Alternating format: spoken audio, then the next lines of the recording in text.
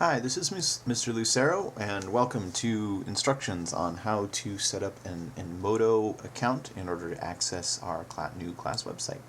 So in order to first set up an account, you're going to need to go to the website, which is www.edmodo.com. And once you're there, it should look a bit like this. You're going to go to the button down here that says, right underneath Sign Up Now, it's free. You're going to click on the I'm a Student button. So, click on the I'm a Student button. Now, on the handout that I gave you in class should be a group code in there. So, you're going to take that group code and you're going to enter that group code right here where it says group code. Then you're going to set up with a username. Now, I know you might want to set up a really cool username like some cool guy, number 25 or whatever, but I would prefer if you used the first initial of your first name.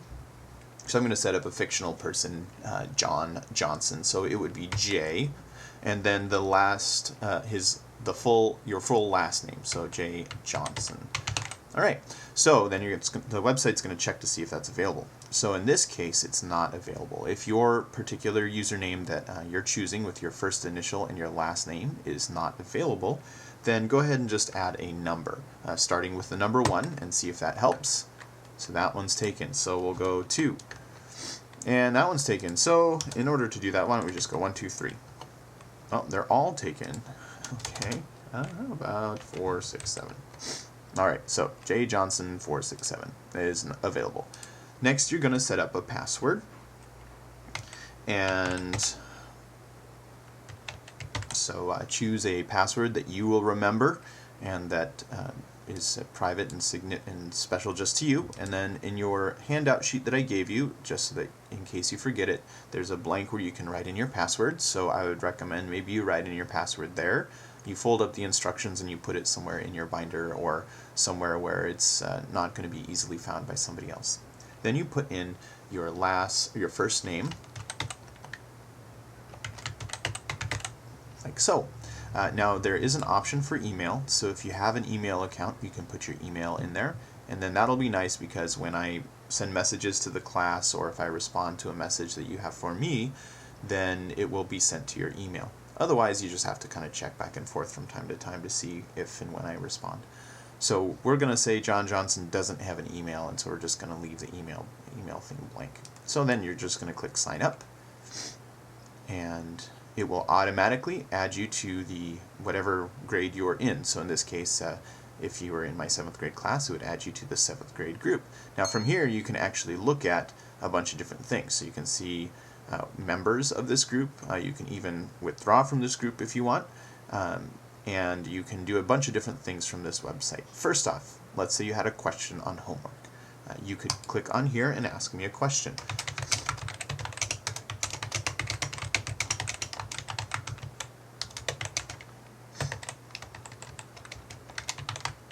Okay, so maybe you want to ask me a question. You type the question here, and then under Send To, you can type in the name of a group or a teacher. So you're going to say Mr. and there it is, Mr. Michael Lucero. You click right there, and when you hit Send, it'll automatically be sent to me. It'll show up here in underneath your Everything tab, and when I reply, my reply will show up just underneath here. Now when you send this email to me, or send this note to me, it'll send me a notification to my home email as well as to my cell phone so that I know you sent me an email. That way I can get back to you as soon as possible.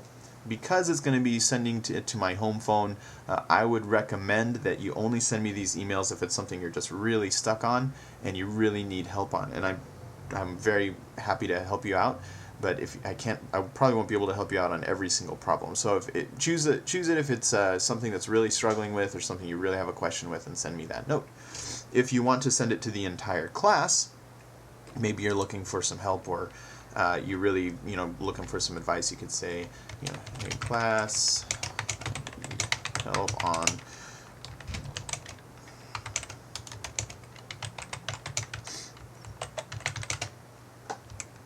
So you set it there, and then in here you can type in SCS 7th grade math, and then it'll send it to the entire class. And so then people can respond to that if they have an answer, they can help you out or kind of give give you advice. Now, I can see this, all these responses, so if you send it to the entire class, it'll send it to me. So if you send it to the entire class, don't expect just a list of answers.